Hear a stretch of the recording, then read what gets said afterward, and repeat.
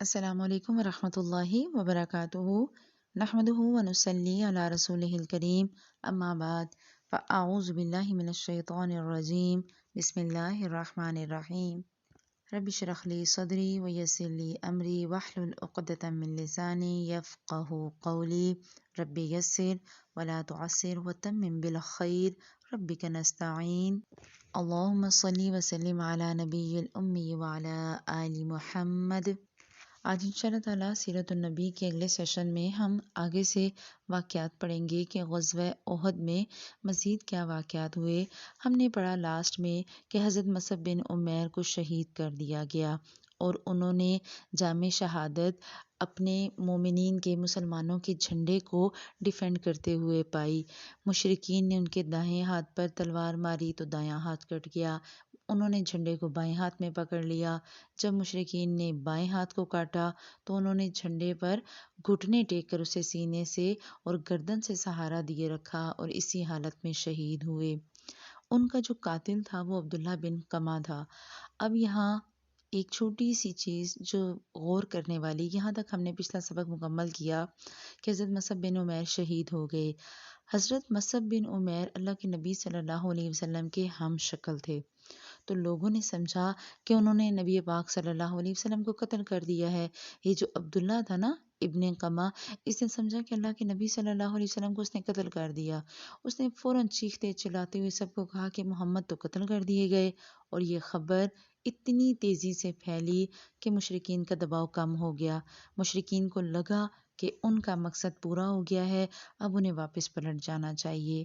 یہاں چھوٹی سی بات حضرت مصعب بن عمیر کی شکل کے بارے میں کہ وہ اللہ کے نبی صلی اللہ علیہ وسلم کے ہم شکل تھے، آپ صلی اللہ علیہ وسلم کے ساتھ جنگ میں شامل تھے، اور اللہ کے نبی صلی اللہ علیہ وسلم کا ہم شکل ہونا اور آپ صلی اللہ علیہ وسلم کا جنگ میں ان کے ساتھ ہونا انہیں آزمائش سے یا تکلیف سے نہیں بچا سکا۔ جسم تو تکلیف محسوس کرتا ہے نا، ایک ہاتھ کٹا، دوسرا کٹا، گردن کٹی، تکلیف تو ہوئی ہوگی۔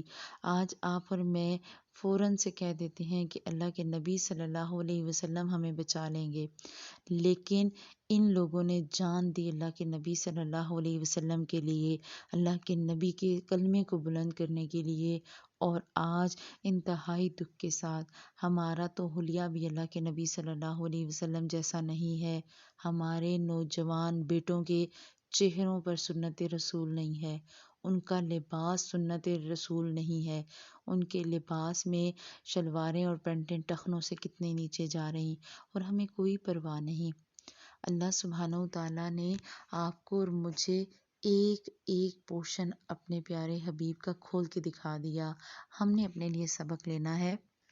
ہمیشہ اللہ سبحانہ و تعالیٰ سے دعا کریں کہ اللہ سبحانہ و تعالیٰ ہمیں، ہمارے بچوں کو، ہمارے گھر والوں کو اللہ کے نبی صلی اللہ علیہ وسلم سے زبانی نہیں بلکہ عملاً سچی محبت عطا کرے، ایسی محبت کہ ہمارا دل کرے کہ ہم اپنے پیارے حبیب کے طرز عمل کو اپنائیں۔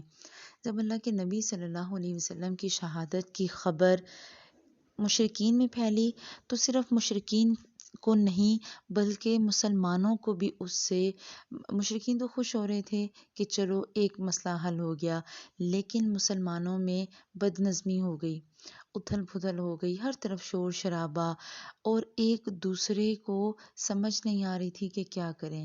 کچھ لوگ احد کی طرف بھاگے، کچھ اسلامی کیمپ میں گئے، کچھ نے اللہ کے نبی صلی اللہ علیہ وسلم کے خیمے کا رخ کیا، مطلب ہر بندہ اپنے لحاظ سے سوچ رہا کہ اسے کیا کرنا چاہیے۔ کچھ لوگوں نے کوشش کی کہ ہمیں اللہ کے نبی صلی اللہ علیہ وسلم کے خیمے تک پہنچ کر کنفرم کرنا چاہیے کہ وہاں کیا ہوا، اور بہت سے مسلمان جو تھے وہ انتشار اور بد نظمی کا شکار ہو گئے، حتیٰ کہ اتنی اتھل پھتل مچی کہ حضرت حذیفہ کے جو والد تھے حضرت یمان، انہیں مسلمانوں کے ہاتھوں ہی شہید کر دیا گیا۔ مطلب مسلمانوں کو سمجھ نہیں آ رہی تھی کہ کیا ہو رہا ہے۔ اس کے بعد مسلمانوں نے نبی پاک صلی اللہ علیہ وسلم کی جب قتل کی خبر سنی تو رہا سہا ہوش بھی ختم ہو گیا، جوش و جذبہ سرد پڑ گیا، اور وہ ٹوٹ کر رہ گئے، حتیٰ کہ کتنوں نے تو لڑائی ہی چھوڑ دی، اور کچھ دوسروں کو، مطلب جب لڑائی چھوڑی تو کچھ نے کہا کہ ایسا کرتے ہیں کہ اب چھوڑو، اب اللہ کے نبی صلی اللہ علیہ وسلم تو رہے نہیں، ہم نے کیا کرنا لڑ کے، چلو ابو سفیان کے لشکر سے جا ملتے ہیں، اس سے پناہ مانگتے ہیں۔ تھے مومن۔ بعض دفعہ ایسا ہوتا ہے نا، آزمائش میں، تکلیف میں ایمان ڈگمگا جاتا ہے، تھوڑا سا آپ ڈس ہارٹ ہو جاتے ہیں، تو کچھ لوگوں نے کہا کہ چلو پرانی دوستیاں جوڑتے ہیں، کچھ نے کہا نہیں پرانی دوستیوں کی ضرورت نہیں، صرف ابو سفیان سے پناہ لے لیتے ہیں۔ ایسے میں کچھ لوگوں کو جوش آ گیا اور وہ چیخ چیخ کر لوگوں کو اکٹھا کر کے کہنے لگے اٹھو اور جس بات پر اللہ کے نبی نے جان دی اس پر تم بھی جان دو، یعنی کہ اللہ کے نبی صلی اللہ علیہ وسلم کے مقصد کو یاد رکھو، انہوں نے کس لیے جان دے دی اور تم ابھی بھی بھاگنے کی کوشش کر رہے ہو اور ابھی بھی ابو سفیان سے متحد ہونے کی کوشش کر رہے ہو۔ اب یہاں تھوڑا سا اگر صحابہ کی کنڈیشن کا آپ اندازہ لگائیں تو کچھ لوگ ایسے تھے جن کا ایمان تھوڑا بہت ہل گیا، لیکن اللہ سبحانہ و تعالیٰ نے یہاں پر یہ بات ثابت کی کہ نہیں، اسلام ہمیشہ قائم رہے گا، رہتی دنیا تک کسی کے جانے سے اسلام پہ وہ اثر نہیں پڑے گا۔ جب ابو سفیان سے کچھ لوگ مل جائیں گے تو بھی کوئی فرق نہیں پڑتا، اور اگر حالات جیسے بھی رہیں مومن کا ایمان اللہ سبحانہ و تعالیٰ کے ساتھ ہے، اور اسی وجہ سے آیت اتری وما محمد الا رسول، اور اللہ کے نبی صلی اللہ علیہ وسلم، محمد صلی اللہ علیہ وسلم تو ایک رسول ہیں، قد خلت من قبلہ الرسل، تحقیق ان سے پہلے بھی بڑے رسول گزر چکے، افإن مات او قتل انقلبتم علی اعقابکم، پھر فوت ہو جائیں یا وہ قتل کر دیے جائیں تو کیا تم اپنی ایڑیوں کے بل پھر جاؤ گے؟ کیا تم جو ایمان ہے اس سے پھر جاؤ گے؟ اور اللہ نے پھر صاف کہہ دیا وَمَن يَنقَلِبْ عَلَىٰ عَقِبَيْهِ، اور جو کوئی اپنی دونوں ایڑیوں پر پھیر گیا فَلَن يَضُرَّ اللَّهَ شَيْئًا، وہ اللہ کا کوئی نقصان نہیں کر سکے گا، وَسَيَجْزِي اللَّهُ الشَّاكِرِينَ، اور ان قریب ہم اللہ شکر کرنے والوں کو بدلہ دے گا، جزا دے گا۔ تو آپ دیکھیں کہ اللہ سبحانہ و تعالیٰ نے بتا دیا کہ بعض دفعہ تو لیڈر کا ہونا بہت ضروری ہے، بعض دفعہ حالات ایسے بھی ہو سکتے ہیں کہ ہو سکتا ہے لیڈر نہ موجود ہو، لیڈر آپ کو گائیڈ کرنے کے لیے نہ ہو، لیکن مومنوں کا کام کیا کہ مومنوں نے اپنے اعصاب کو مضبوط رکھنا، مقصد ہے دین اور دین کی تبلیغ۔ اللہ کے نبی صلی اللہ علیہ وسلم کے دنیا سے جانے سے تقریباً 7-8 سال پہلے اللہ سبحانہ و تعالیٰ نے یہ بات مسلمانوں کے دلوں میں ڈال دی کہ دیکھو مقصد حیات نہیں بھولنا، تم نے اپنے مقصد پہ توجہ دینی ہے۔ اللہ کے نبی صلی اللہ علیہ وسلم اگر نہیں رہیں گے تب بھی دین اللہ سبحانہ و تعالیٰ کا ہی رہے گا اور اس کی سربلندی کا کام امت مسلمہ کا ہے۔ یہاں تھوڑا سا نا مومنوں کو ذمہ داری کا احساس بھی دلایا جا رہا کہ مومن جو ہے وہ ذمہ دار ہوتے ہیں۔ آپ دیکھیں نا کہ بعض دفعہ ایسا ہوتا ہے کہ جب گھر میں بزرگ موجود ہوتے ہیں، جب آپ کی والدہ ہیں، آپ کی ساس ہیں، تو آپ کو کسی خوشی غمی میں جانے کی پریشانی نہیں ہوتی، آپ کو پتہ ہوتا ہے والدہ چلی جائیں گی، ساس چلی جائیں گی، جگہ کور ہو جائے گی۔ لیکن جب بزرگ نہیں رہتے، والدہ نہیں ہوتی، ساس نہیں ہوتی، پھر یہی کام بہو بیٹیوں کو کرنا پڑتا ہے۔ اور بعض دفعہ ایسا ہوتا ہے کہ جن بچوں کے والدین بچپن میں فوت ہو جاتے ہیں وہ چھوٹی چھوٹی عمر میں بہت بڑی ذمہ داریاں لینے لگ پڑتے ہیں، بیٹے چھوٹی عمر میں کما لیتے ہیں، بیٹیاں چھوٹی عمر میں گھر اور چوکی سنبھال لیتی ہیں، چولہے سنبھال لیتی ہیں، کچن سنبھال لیتی ہیں، تو یہ سارا وقت کے ساتھ چیزیں چلتی رہتی ہیں۔ ہمارا حال یہ ہے آج کہ ہمارے بچے اٹھ کر ایک گلاس پانی نہیں پی سکتے، ہمارے جن کے ماں باپ نہیں ہوتے نا ان کے بچے وقت سے پہلے بڑے ہو جاتے ہیں، ہمارے بچے تو کھا کر اپنے برتن نہیں اٹھا سکتے بلکہ اٹھ کر ایک گلاس پانی بھی نہیں پی سکتے، اور اگر خیر سے اکلوتے ہوں تو پھر تو ویسے ہی 4 چاند اور حال بے حال۔ تو اللہ سبحانہ و تعالیٰ ہمیں کیا بتا رہے ہیں کہ ایمان والوں کو اللہ تعالیٰ آزماتا ہے، اور ایمان والوں کو اللہ تعالیٰ ان کی کمزوریوں سے آزماتا ہے، تو ہمیشہ اپنے آپ کو اسٹرانگ رکھیں۔ والذین آمنوا اشد حبا للہ، ایمان والے تو اللہ تعالیٰ کی محبت میں شدید ہوتے ہیں، انہیں کسی رشتے سے کوئی غرض نہیں ہے۔ ہمیشہ اللہ سبحانہ و تعالیٰ سے دعا کریں کہ آپ کی کمزوریوں سے آپ کو نہ آزمائے، اور ہمیشہ کسی بھی چیز کو اللہ اور اس کے رسول صلی اللہ علیہ وسلم کی محبت سے بڑھ کر نہ چاہیں۔ ابھی یہ اتنی ناگہانی کنڈیشن جا رہی، اور ایسے میں حضرت کعب نے اللہ کے نبی صلی اللہ علیہ وسلم کو دیکھ لیا اور دونوں آنکھوں سے پہچانا، اور جیسے ہی انہوں نے اللہ کے نبی صلی اللہ علیہ وسلم کو دیکھا، بآواز بلند کہا، مسلمانوں خوش ہو جاؤ، اللہ کے رسول صلی اللہ علیہ وسلم تو یہ ہیں۔ یعنی کہ مسلمانوں کو جیسے ہی پتہ چلا کہ اللہ کے نبی صلی اللہ علیہ وسلم زندہ ہیں، آپ صلی اللہ علیہ وسلم کی طرف پلٹنا شروع ہو گئے۔ آہستہ آہستہ 30 صحابہ کرام جمع ہو گئے۔ اب جب مشرکین نے ان کا راستہ روکنے کی کوشش کی تو اب وہ کامیاب نہیں ہو سکے، اور ایسے میں ان کے اپنے 2 آدمی اور مارے گئے اور قتل کر دیے گئے، اور مسلمانوں کو اب نجات تو مل گئی، لیکن جو تیر اندازوں نے غلطی کی تھی اور اللہ کے نبی صلی اللہ علیہ وسلم کے حکم کی مخالفت کی، اس کی بہت بھاری قیمت چکانی پڑی۔ پھر مسلمان آہستہ آہستہ مشرکین کے نرغے سے نکل کر گھاٹی میں جمع ہوئے، اور اس میں مطلب مشرکین کی مسلمانوں کے ساتھ ہلکی پھلکی اور انفرادی جھڑپیں ہوئیں، لیکن مشرکین کو آگے بڑھنے اور مقابلہ کرنے کی جرأت نہ ہوئی۔ وہ میدان میں تھوڑی دیر رہے، اور اس دوران وہ مقتولین کا مسئلہ کرتے رہے، اور مسئلہ کیا ہوتا ہے کہ میت کے جسم کو چاک کرنا، ڈائسیکشن کرنا، ان کے ڈیفرنٹ پارٹس کو نکالنا۔ تو غصے کا شکار تھے نا، تو غصے کی وجہ سے اور تو کسی پہ بس چل نہیں رہا تھا، تو جو مرے ہوئے مسلمان تھے، جو شہید مسلمان تھے، انہی کے ناک اور کان اور شرمگاہیں کاٹ رہے تھے، اور انہوں نے ان کے پیٹ بھی چاک کر دیے۔ ہند جو تھی، ہند بنت عتبہ، اس نے حضرت حمزہ کا پیٹ چاک کیا۔ ابو سفیان کی بیوی تھی ہند، اور اس نے ان کے کلیجے کو نکالا اور چبایا، اور جب اسے نگل نہ سکی تو باہر پھینک دیا، اور ان کے کان اور ناک وغیرہ کے ہار اور پازیب بنائے۔ آپ یہاں ذرا دیکھیں کفار کے دلوں کی سختی، کتنے سخت دل تھے نا، کہ مرے ہوئے انسان کے ساتھ وہ کر کیا رہے ہیں۔ آج ہمارا تو حال یہ ہے کہ ہم کسی مردے کو دیکھ لیں سامنے تو کتنے کتنے دن نیند نہیں آتی، اور ہم کسی مردے کو سامنے دیکھ لیں تو خوف سے ہی کانپ جاتے ہیں۔ تو یہاں دیکھیں کہ حالات کیا ہو رہے ہیں، وہ مسئلہ کر رہے ہیں اور انہیں خوف بھی نہیں۔ ادھر ابی بن خلف، اس نے بڑے تکبر اور گھمنڈ کے ساتھ گھاٹی کا رخ کیا۔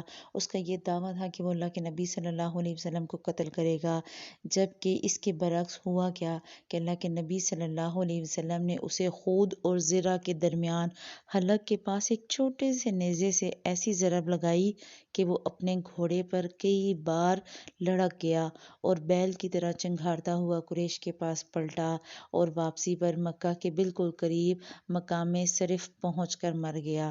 اور یہ وہ واحد آدمی تھا جسے اللہ کے نبی صلی اللہ علیہ وسلم نے قتل کیا۔ اس کے علاوہ پوری سیرت میں آپ کو اللہ کے نبی صلی اللہ علیہ وسلم کے ہاتھوں قتل ہونے والا کوئی بھی نہیں ملے گا، اور ابی بن خلف وہ واحد شخص ہے جو اللہ کے نبی صلی اللہ علیہ وسلم کے ہاتھوں قتل ہوا۔ اس کے بعد قریش کے کچھ آدمی آئے، اور ان کی قیادت ابو سفیان اور خالد بن ولید کر رہے تھے۔ یہ پہاڑ کے بعض اطراف میں چڑھ گئے۔ حضرت عمر بن خطاب اور مہاجرین کی ایک جماعت نے لڑ کر انہیں پہاڑ سے نیچے اتار دیا، اور اس طرح مشرکین کے مقتولین کی کل تعداد 22 اور کہا جاتا ہے کہ 37 ہوئی، جبکہ مسلمانوں کے 70 آدمی شہید ہو گئے، 41 خزرج کے، 24 اوس کے، اور 4 مہاجرین۔ اب یہاں اندازہ لگائیں انصار کے کتنے زیادہ شہید ہوئے اور مہاجرین صرف 4۔ اس کے علاوہ ایک یہودی بھی مارا گیا۔ ابو سفیان اور خالد بن ولید نے آخری ناکام کوشش کرنے کے بعد مکہ واپسی کی تیاری شروع کر دی۔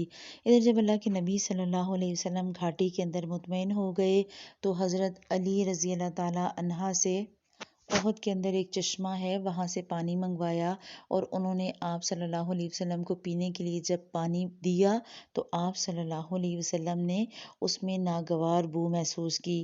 آپ صلی اللہ علیہ وسلم نے پانی پیا تو نہیں، البتہ اسے چہرے کو دھویا اور اسے سر پر ڈالا، مگر اس کے سبب زخم سے خون بہنے لگا۔ جب خون نہیں رکا تو حضرت فاطمہ رضی اللہ تعالیٰ عنہا نے چٹائی کا ایک ٹکڑا جلایا اور اس کی راکھ زخم پر چپکا دی جس سے خون تھم گیا۔ پھر محمد بن مسلمہ خوش ذائقہ پانی لے کر آئے جسے اللہ کے نبی صلی اللہ علیہ وسلم نے پیا، انہیں دعائے خیر دی۔ زخم کی وجہ سے ظہر کی نماز آپ صلی اللہ علیہ وسلم نے بیٹھ کر پڑھی، صحابہ نے بھی آپ کے پیچھے بیٹھ کر ہی نماز ادا کی۔ اسی اثناء میں انصار و مہاجرین کی کچھ عورتیں بھی آ گئیں اور ان میں حضرت عائشہ، ام سلیم اور ام سلیت تھیں۔ یہ پانی سے مشکیزیں بھرتیں اور زخمیوں کو پانی پلاتیں۔ اب ذرا سوچیں، نماز پڑھ رہے ہیں جنگ سے واپسی کے بعد، حالت کیا ہے، ہر کوئی زخمی ہے، تھکا ہوا ہے، اس کے باوجود نماز نہیں چھوڑی گئی۔ آج ہم ایک دفعہ شاپنگ کر کے آتے ہیں تو ہمارا نماز پڑھنے کو دل نہیں کرتا، کسی کے گھر چلے جائیں نماز چھوڑ دیتے ہیں، کوئی گھر آ جائے نماز چھوڑ دیتے ہیں۔ تو سیرت کیا سکھا رہی ہے؟ جنگ میں بھی، زخمی حالت میں بھی نماز نہیں چھوڑنی، اور نماز کسی صورت نہ چھوڑنا، یہی بہترین مومنین کا طرز عمل ہے۔ ادھر جب مشرکین مکہ واپسی کے لیے تیار ہو گئے تو ابو سفیان جبل احد پر نمودار ہوا اور بلند آواز میں بولا، کیا تم میں محمد ہیں؟ کسی نے کوئی جواب نہیں دیا۔ اس نے پھر کہا، کیا تم میں ابو قحافہ کے بیٹے ہیں، یعنی حضرت ابو بکر صدیق ہیں؟ کسی نے کوئی جواب نہ دیا۔ اس نے ایک دفعہ پھر کہا، کیا تم میں عمر بن خطاب ہیں؟ اس دفعہ بھی کسی نے کوئی جواب نہ دیا، کیونکہ اللہ کے نبی صلی اللہ علیہ وسلم نے انہیں جواب دینے سے منع کر رکھا تھا۔ اب جب جواب نہیں ملا تو ابو سفیان نے کہا، اچھا چلو ان تینوں سے تو فرصت ہوئی، یعنی چلو یہ تینوں تو۔ یہ سن کر حضرت عمر رضی اللہ تعالیٰ عنہ بے قابو ہو گئے اور بولے، او اللہ کی دشمن، جن کا تو نے نام لیا ہے وہ سب زندہ ہیں، اور ابھی اللہ نے تیری رسوائی کا سامان باقی رکھا ہے۔ ابو سفیان نے کہا، تمہارے مقتولین کا مسئلہ ہوا ہے، میں نے اس کا حکم دیا تھا، نہ برا منایا، یعنی نہ میں نے کہا تھا کہ مسئلہ کرو اور نہ مجھے برا لگا کہ مسئلہ کیوں کیا گیا۔ پھر اس نے نعرہ لگایا، اولو حبل، یعنی حبل بلند ہو۔ جب یہ نعرہ لگایا گیا تو اللہ کے نبی صلی اللہ علیہ وسلم نے اب صحابہ کو اجازت دی، اب جواب دو۔ توحید پہ بات آئی، اللہ کی ذات پہ بات آئی تو آپ صلی اللہ علیہ وسلم نے کہا، اب جواب دو۔ صحابہ نے کہا، اللہ اعلیٰ و اجل، کہ اللہ ہی اعلیٰ اور برتر ہے۔ ابو سفیان نے پھر نعرہ لگایا، لنا العزیٰ ولا عزیٰ لکم، ہمارے لیے عزیٰ ہے اور تمہارے لیے عزیٰ نہیں۔ اللہ کے نبی صلی اللہ علیہ وسلم نے پھر جواب سکھایا۔ صحابہ نے دوبارہ جواب دیا، اللہ مولانا، اللہ ہمارا مولا ہے، ولا مولا لکم، اور تمہارا تو کوئی مولا نہیں۔ اس کے بعد ابو سفیان نے کہا، کتنا اچھا کارنامہ رہا، آج کا دن جنگ بدر کے دن کا بدلہ ہے اور لڑائی ڈول ہے، یعنی کہ برابر ہو گئی لڑائی کہ ہم نے بدلہ لے لیا۔ جواب میں حضرت عمر نے کہا، برابر نہیں ہے، ہمارے مقتولین جنت میں ہیں اور تمہارے مقتولین جہنم میں ہیں۔ ابو سفیان نے پھر جواب دیا، تم لوگ یہی سمجھتے ہو، لیکن اگر ایسا ہوا تو ہم ناکام و نامراد رہے۔ پھر ابو سفیان نے حضرت عمر کو بلایا اور کہا، عمر، میں اللہ کا واسطہ دے کر پوچھتا ہوں، کیا ہم نے محمد کو قتل کر دیا ہے؟ حضرت عمر رضی اللہ تعالیٰ عنہ نے کہا، واللہ نہیں، وہ اس وقت تمہاری باتیں سن رہے ہیں۔ ابو سفیان نے کہا، تم میرے نزدیک سچے اور راست باز ہو۔ اس کے بعد ابو سفیان نے پکار کر کہا، آئندہ سال بدر میں پھر لڑنے کا وعدہ ہے۔ اللہ کے نبی صلی اللہ علیہ وسلم نے ایک صحابی سے فرمایا، کہہ دو ٹھیک ہے، اب یہ بات ہمارے اور تمہارے درمیان طے رہی۔ اب ذرا تھوڑا سا یہاں پر رک کے پیچھے آ جائیں کہ مسلمانوں کی کیا حالت، لڑائی، جنگ، تکلیف، اور اس کے بعد اللہ کے نبی صلی اللہ علیہ وسلم کہہ رہے ہیں، ٹھیک ہے، دوبارہ ملیں گے، دوبارہ جنگ ہوگی۔ آپ امیجن کر سکتے ہیں کہ اس وقت کے مسلمانوں کے ایمان کا لیول کتنا سٹرانگ تھا۔ اللہ کے نبی صلی اللہ علیہ وسلم سے تو کسی مومن کی کوئی کمٹمنٹ نہیں تھی۔ جو عبداللہ بن ابی تھا وہ اپنے ساتھیوں کو لے کر چلا گیا، اللہ کے نبی صلی اللہ علیہ وسلم اسے نہیں روک سکے۔ آپ صلی اللہ علیہ وسلم نے بالکل بے نیازی دکھائی، بالکل نہیں کہا کہ نہیں تم رکو اور تم ہمارے ساتھ ہر صورت میں لڑو۔ پھر یہ کون سا جوش اور جذبہ تھا جس نے مسلمانوں کو ثابت قدم رکھا؟ یہ صرف حب خدائی تھی، اللہ سبحانہ و تعالیٰ کی ذات کے لیے محبت، اللہ کے دین کے لیے محبت، اللہ کے پیارے حبیب صلی اللہ علیہ وسلم کے لیے محبت، اور یہی وہ لوگ تھے جنہوں نے کامیابی پائی۔ اللہ سے ہماری بھی یہی دعا ہے کہ اللہ تعالیٰ ہمیں بھی دین کے معاملے میں ثابت قدمی دیں، اللہ ہمیں بھی ایسا ہی بنائے، ہمارا ایمان صحابہ کے ایمان جیسا ہو۔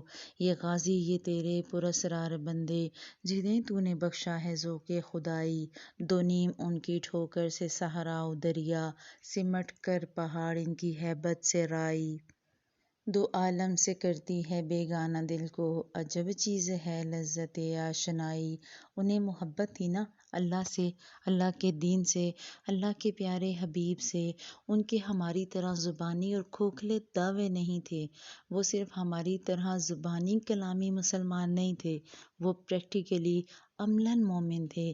اسی لیے تو اتنا کچھ کر لیا، اتنا کچھ ہو گیا، نماز نہیں چھوڑی گئی، اتنا کچھ ہو گیا، اور پھر نماز پڑھی بھی باجماعت گئی، باجماعت نماز ادا کی صحابہ نے بھی اللہ کے نبی کے ساتھ صلی اللہ علیہ وسلم۔ آج ہمارے مردوں کا حال یہ، گلی گلی میں مسجد ہے اور ہمارے مرد گھروں سے نکل کر جماعت سے نماز نہیں پڑھ سکتے۔ اللہ ہمارے مردوں میں بھی ایمان کو بہت زیادہ مضبوط کرے، انہیں بھی صحابہ والے ایمان عطا کرے، ہمارے بیٹوں کو، بھائیوں کو، خامدوں کو اللہ اتنی ہمت دے کہ وہ دین کی روح کو محسوس کریں۔ شہادت ہے مطلوب مقصود مومن، نہ مال غنیمت نہ کشور کشائی، کیا تو نے صحرا نشینوں کو یکتا، خبر میں نظر میں آذان سحر میں۔ اللہ کرے ہمارے مومن بھی اسی طرح یکتا ہو جائیں، ہر فرقہ واریت کی دیوار کو توڑ کر ایمان پہ متحد ہو جائیں۔ طلب جس کی صدیوں سے تھی زندگی کو، وہ سوز اس نے پایا انہی کے جگر میں۔ وہ صحابہ ہی تھے جن کے دل میں اللہ سبحانہ و تعالیٰ نے ایمان کو اتنا مضبوط رکھا۔ آپ اور میں، ہم اللہ سبحانہ و تعالیٰ سے دعا کر سکتے ہیں، ہم اللہ سبحانہ و تعالیٰ سے کہہ سکتے ہیں کہ ہمیں بھی ویسے ایمان دے، ہمیں بھی ویسے دل دے، ہمیں بھی ویسے روح دے، ہمارے عزائم کو بھی اللہ سبحانہ و تعالیٰ اتنا مضبوط کرے، دل مرد مومن میں پھر زندہ کر دے۔ وہ بجلی کے تھی نعرہ لا تذر میں، عزائم کو سینوں میں بیدار کر دے، نگاہ مسلمان کو تلوار کر دے۔ اللہ سبحانہ و تعالیٰ ہمارے عزائم کو بھی مضبوط کرے، ہمارے ارادوں کو پختہ کرے، ہمیں دین پر جمنے والا بنا دے، اور اللہ سبحانہ و تعالیٰ آپ کو اور مجھے ایسی زندگی عطا کرے کہ ہم کلمہ طیبہ پہ جم جائیں، ہمیں ہماری زندگی اسی پہ گزرے، ہمیں موت بھی اسی پہ آئے۔ اللہم ثبتنا عند الموت بلا الہ الا اللہ۔ اللہ سبحانہ و تعالیٰ ہمیں ہماری موت کے وقت کلمہ لا الہ الا اللہ پر ثابت قدم رکھے، اور یہ ثابت قدمی کیسے آئے گی؟ جب زندگی میں ہم نے لا الہ الا اللہ کو عملاً اپنایا ہوگا۔ اللہ سبحانہ و تعالیٰ ہم سب کے لیے اس دنیا میں رہنا ایمان پر نصیب کرے، اور جب ہم اس دنیا کو چھوڑ کر جائیں تو اللہ تعالیٰ ہماری ان چھوٹی چھوٹی کوششوں کو ہمارے حق میں قبول کرتے ہوئے ہم پر اپنی رحمت کا سایہ کرے۔ سبحانک اللہم و بحمدک، نشہد ان لا الہ الا انت، نستغفرک و نتوب الیک۔ السلام علیکم ورحمۃ اللہ وبرکاتہ۔